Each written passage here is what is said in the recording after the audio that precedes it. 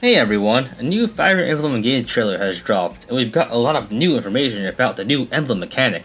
So here's how it seems to work. Emblems act very much like battalions or paired-up units from previous games. They add stat bonuses, special skills, access to alternative weapons, and access to the Engage mechanic where you merge with the emblem character and gain a new costume, passive and active effects, and the ability to use powerful combat arts. Depending on the character, some of these bonus skills can also be enhanced. It seems that every individual character will have different interactions with each of the emblems. It's possible that some characters will have unique interactions only for their use, but I doubt that's the case for everyone. It's more likely that each of the emblems has a list of possible functions, and many characters just pick from the list depending on their class or weapon type. It seems that you use emblems by equipping the rings in the battle preparations, and I don't think it's possible to swap emblems during the map.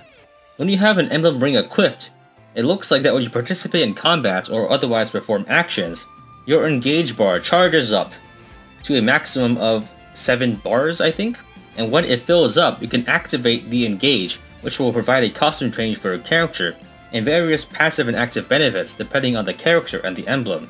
The engage will last for 3 turns before the character reverts to their original state, and it is likely that you cannot charge your bar while engaging. So some of the passive engage effects that are active throughout the 3-turn duration seem to be dependent on the character. Sigurd has significantly increased movement. Byleth provides rally abilities that can increase the stats of allies. Celica apparently allows for multiple magical attacks in one turn against different enemies. Corrin can manipulate terrain by making healing tiles or negative status tiles. Lyn apparently stops counterattacks or something like that, and also provides additional damage during combat. This mechanic seems to supplant other similar mechanics in previous games like percent-based skill activations like Astra, Gambits, and combat arts. As for the combat arts, so far we've seen Sigurd using a charging linear AoE dash, Byleth with a 4-unit adjacent dance and stat increase like the Herons in Radiant Dawn. Celica has Warp Ragnarok, which lets her teleport and perform a powerful attack. Corrin has a linear AoE Dragon Feint that manipulates terrain by creating negative status tiles on enemies, it seems. And Lyn has a multi-hit attack that has extremely long range, basically ballista range. And Marth has a 7-hit combo attack at reduced damage, and apparently this is increased to 9 hits with Aliar. We also see different abilities with different characters, such as Corrin being able to summon Ice Walls, and Lyn being able to summon Ghost Soldiers when equipped to different characters.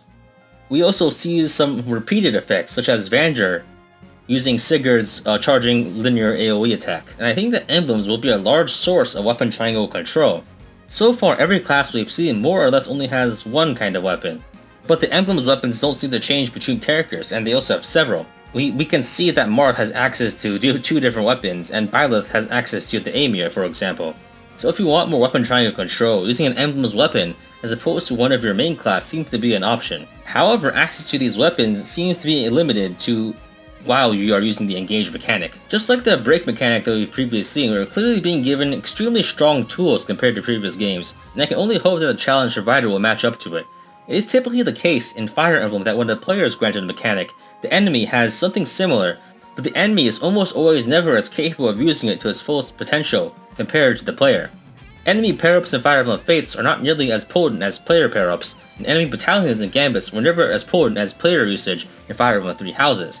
It doesn't help that some of these combat arts stray very close to being more or less instant kills, something that's probably not too fun in the enemy's hands.